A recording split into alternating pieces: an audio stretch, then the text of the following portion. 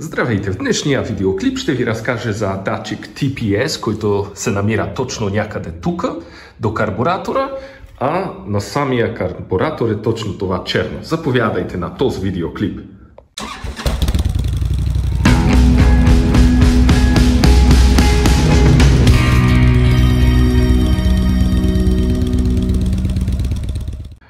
Аз днес малко тествам TPS, това е датчик, който е отговорен за клапан, който е в карбуратора. Той изчисля, изчита данни от него.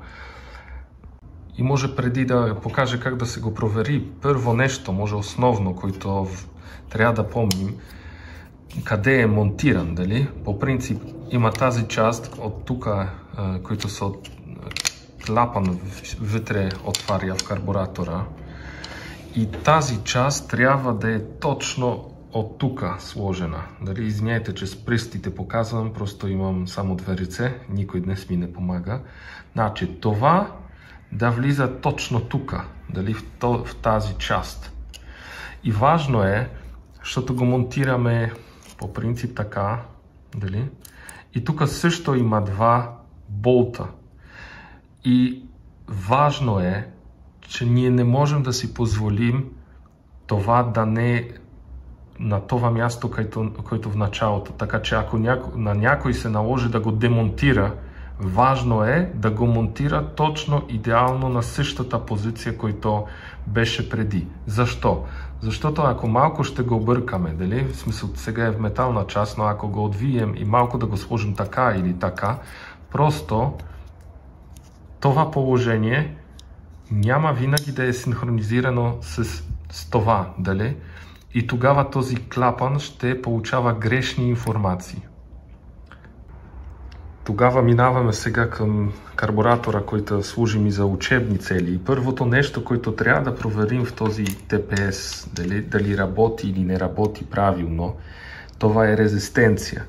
И за да проверим резистенция, трябва да преместим на омове. Дали за нас ще са достатъчно 20 ома, както тук се вижда. Дали 20 ома.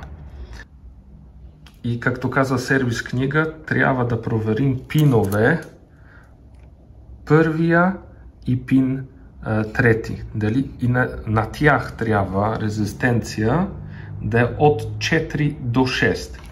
Така че слагаме.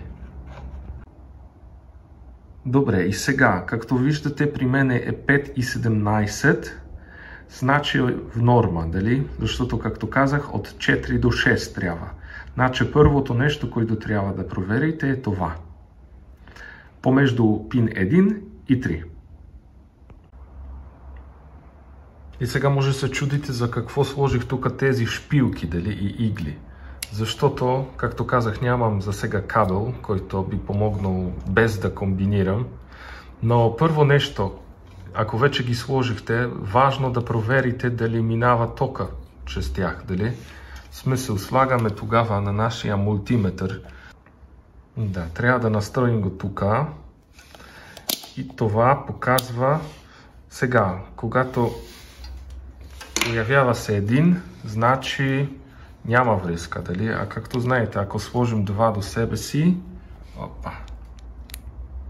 тогава пада напрежение, дали?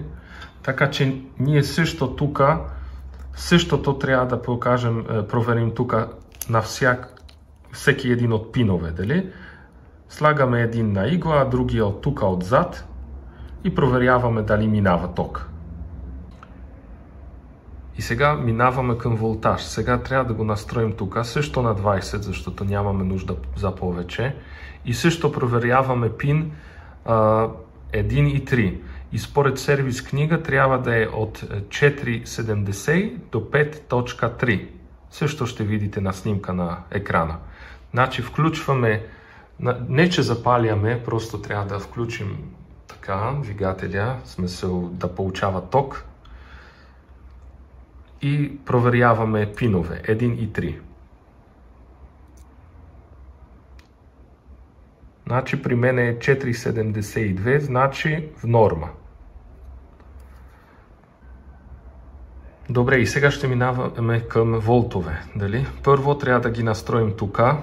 дали, на 20 също, няма нужда повече. И трябва да включим контакт там, дали, за да има ток. И пак проверяваме пинове между 3 и 1 и според сервизна книга това казва от 4.7 до 5.3. Значи при мене ще видим колко е. Значи 4.72. Значи достатъчно.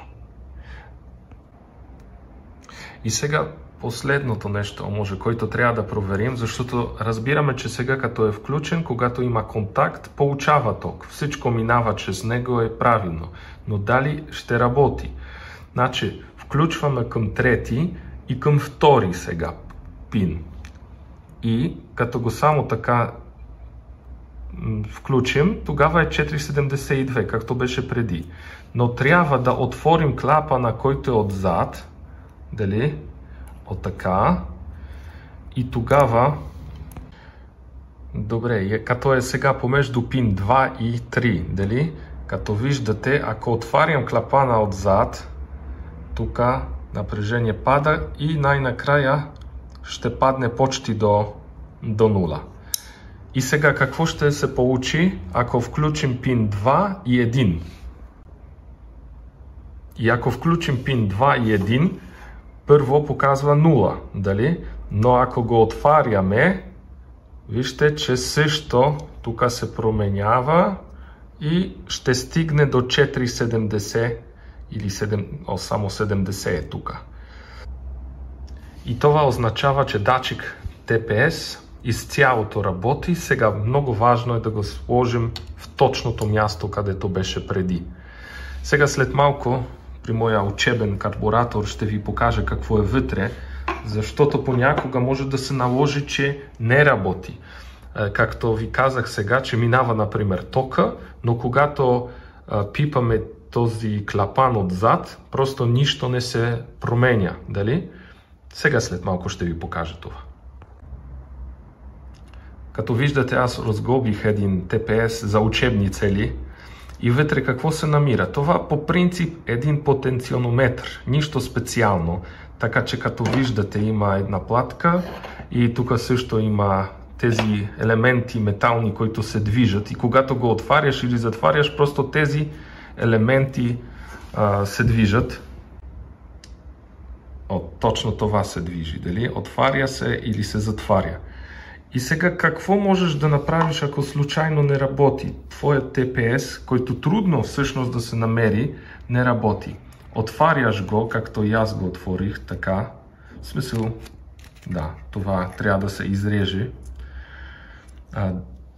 Значи тази черна част трябва да отрежем и ще слезне. Ако слезне, тогава тук от тази платка с хартия, шкурка, извиняйте, с шкурка просто малко трябва летичко, с деликатна шкурка трябва да го изшкурим и би трябвало да започне да работи. Тук няма нищо специално. Ако ви харесал този видеоклип, оставете лайк и абонирайте се. Чао!